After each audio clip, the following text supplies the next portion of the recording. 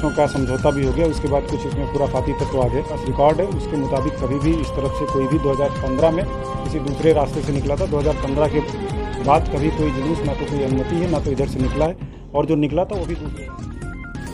बरेली में कांवड़ यात्रा के दौरान पुलिस द्वारा लोगों पर लाठियां भांजी गई तो एसएसपी प्रभाकर चौधरी को पीएसी भेज दिया गया। इस घटना को लेकर काफ़ी सोशल मीडिया पे काफ़ी बवाल मचा हुआ है, लेकिन ये घटना क्यों हुई और इसकी क्या पूरी वजह रही, आइए जानते हैं। दरअसल बरेली का एक इलाका है बारादरी। उस इलाके में बताया जाता है कि कभी भी कांवड़ यात्रा नहीं निकाली गई है। इस बार कुछ ऐसा हुआ कि कांवड़ यात्रियों ने बारादरी इलाके से ही कांवड़ यात्रा निकालने का मन बना लिया। इसको लेकर वो जिद पे अड़ गए। हालांकि प्रशासन और पुलिस ने पहले कांवड़ियों को काफ़ी समझाने और बहलाने का प्रयास किया, लेकिन जब उनकी जिद के आगे प्रशासन को नहीं समझा सका तब उसने दूसरे पक्ष से बात करने की कोशिश की। प्रशासन और पुलिस के अधिकारी दूसरे पक्ष यानी मुस्लिम समुदाय के लोगों से बात करने उनके पास गए।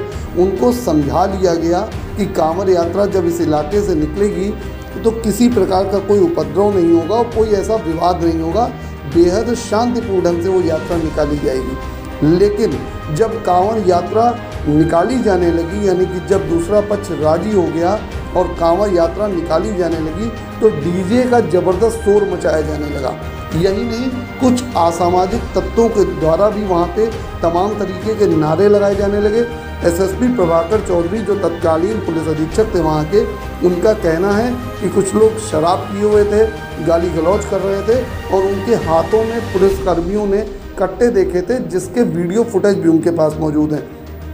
तो फिर क्या था, इतने के यह देखकर पुलिस के अधिकारी यानी कि एसएसपी प्रभाकर चौधरी ने अपनी पूरी टीम को सख्ती से निपटने की हिदायत दे दी। उन्होंने साफ कहा कि कांवड़ यात्रा अगर निकलेगी तो शांतिपूर्ण ढंग से निकलेगी, अन्यथा पूरी कार्रवाई होगी। और कुछ हुआ भी ऐसा ही।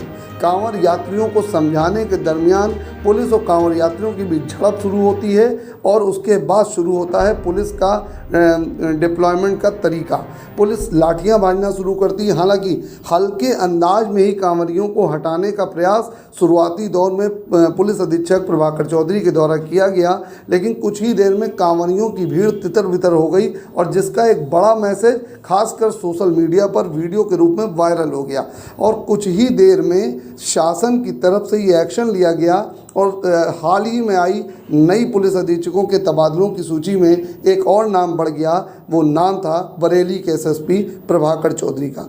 हालांकि बरेली में कोई बड़ी घटना नहीं घट सकी, जैसा बरेली के लिए कहा जाता है कि वो कर्फ्यू का शहर है, लेकिन इस बार बेहद सूझबूझ से एसएसपी प्रभाकर चौधरी ने बरेली को कर्फ्यू के झंझावात से बचा लिया, लेकिन उनके ऊपर शासन की गाज गिर गई और कुछ ही देर में उनको लखनऊ पीएसी तबादला कर दिया गया और उनके स्थान पर सीतापुर के पुलिस अधीक्षक सुशील घुले चंद्रभान को बरेली का कार्यभार सौंप दिया गया।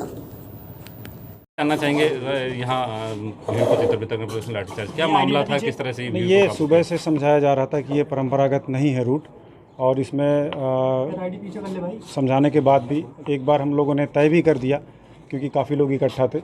दोनों पक्षों का समझौता भी हो गया। उसके बाद कुछ इसमें खुराफाती तत्व आ गए जो कांवड़ के जत्थे के रूप में थे, बाहर के इसमें कुछ लोग शामिल होने लगे और ये स्थिति स्पष्ट हो गई थी कि जो है ये लोग केवल बवाल करने के लिए आए हैं। प्रथम उद्देश्य हमारा ये था कि शांति व्यवस्था बनी रहे और आपस में किन्हीं भी दो वर्गों के बीच या किन्हीं के बीच भी कोई पथराव या इस तरह का कोई वायलेंस ना होने पाए। उस क्रम में काफ़ी समझाने का प्रयास किया, लेकिन ये लगा कि ये लोग ज़्यादा हुड़दंग कर रहे हैं। समझाने के बाद इन्होंने बहुत विस्तृत रूप से जाकर के पीछे की तरफ प्लान करना शुरू किया। तेज़ आवाज़ में फिर डीजे बजाने लगे, कुछ उसमें नारे लगाने लगे और भीड़ को तितर बितर करने के लिए हल्का बल प्रयोग करना पड़ा इसमें। अभी मौके पे बिल्कुल शांति है। इसमें हम मुकदमा लिख रहे हैं और जो भी खुराफाती तत्व हैं उन सभी को गिरफ्तार करेंगे और कठोर दंडात्मक कार्रवाई बताया जा रहा है कि पूर्व में भी इस रास्ते से जुलूस वगैरह निकलते तो नहीं, ये आप बता रहे हैं। अगर आपके पास कोई सबूत हो तो आप हमें दिखा दीजिए, हम उस चीज़ को मान लेंगे। जो हमारे पास रिकॉर्ड है उसके मुताबिक कभी भी इस तरफ से कोई भी 2015 में किसी दूसरे रास्ते से निकला था। 2015 के बाद कभी कोई जुलूस ना तो कोई अनुमति है ना तो इधर से निकला है, और जो निकला था वो भी दूसरे रास्ते से निकला था। मात्र ये ईगो की लड़ाई आ गई थी, इसलिए लोग और इसमें कुछ लोग खुराफात करने के चक्कर में थे, इसलिए गैर परंपरागत जुलूस को रोका गया और उनको बल प्रयोग करके उनको कुछ लोगों को हिरासत में भी लिया गया है क्या? इसमें कुछ लोग जो सामने दिख रहे थे उनको हमने 1-2 लोगों को डिटेन किया है, पूछताछ की जा रही है। हमारे पास ढेर सारे फुटेज हैं, ढेर सारे वीडियोज़ हैं, उसके आधार पर निष्पक्ष कार्रवाई की जाएगी और किसी को छोड़ा नहीं जाएगा। ठीक सर, किस तरह से शांत किया है, लाइन ऑर्डर किस तरह से काम किएगा? नीचे चले। जोगी नवादा क्षेत्र थाना बारादरी में आज क्या कल से कुछ लोग एक प्रयास कर रहे थे कि यहाँ से कांवड़ियों का जत्था डीजे बजाते हुए जाए। हम लोग कल से लगातार उनको बता रहे थे कि ऐसा कोई रूट नहीं है, थाने के रिकॉर्ड में नहीं, उनको किसी प्रकार की अनुमति नहीं थी। फिर भी ये प्रयास कर रहे थे तो काफ़ी संख्या में भीड़ लेकर के यहाँ खड़े थे। हम लोगों ने ये भी प्रयास किया कि शांतिपूर्वक अगर ये दूसरा पक्ष सहमत भी हो तो भी बात कर ली जाए, लेकिन इन लोगों का उसमें कई खुराफाती लोग ऐसे थे जो केवल लॉ एंड ऑर्डर बिगाड़ना चाह रहे थे, किसी बात को सुन नहीं रहे थे। इवन वो लीडरलेस हो गए थे। शुरू में उनके साथ कुछ नेता थे, लेकिन बाद में उन्होंने सबको डिनाई करना शुरू कर दिया और यहाँ हुड़दंग मचाना, नारेबाजी करना, जोर जोर डीजे बजाना, ये सब वो कर रहे थे और एडामेंट थे कि हम इसी से जाएंगे। सर, ऐसी क्या स्थिति उत्पन्न हो गई? ऐसा यहाँ से हटाया गया। हटाने के दौरान बहुत ही हल्का बल प्रयोग किया गया और जिसमें कोई घायल नहीं है, निश्चित ही। और हम आगे के लिए भी यहाँ अरेंजमेंट कर रहे हैं, जैसे किसी प्रकार के लाइन ऑर्डर गोले भी छोड़े गए थे भीड़। निश्चित ही हल्का बल प्रयोग मैंने आपको बताया कि अब आगे शांति व्यवस्था पर किस तरह की शांति फोर्स तैनात व्यवस्था के लिए रहेगी? यहाँ पूरी फोर्स कैसे रहेगी। हालात हैं इस टाइम? मजिस्ट्रेट्स रहेंगे सार, आप देख रहे हैं शांति है, लोग घरों में चले गए हैं। और मैं लोगों से आपके माध्यम से अपील करूँगा कि ये श्रावण का बड़ा पवित्र महीना है, इसमें आप शांतिपूर्वक अपने आराध्य की पूजा करें, जलाभिषेक करें। किसी भी प्रकार की समस्या किसी अन्य के सामने हो तो आपके पूजा का कोई अर्थ नहीं रह जाता।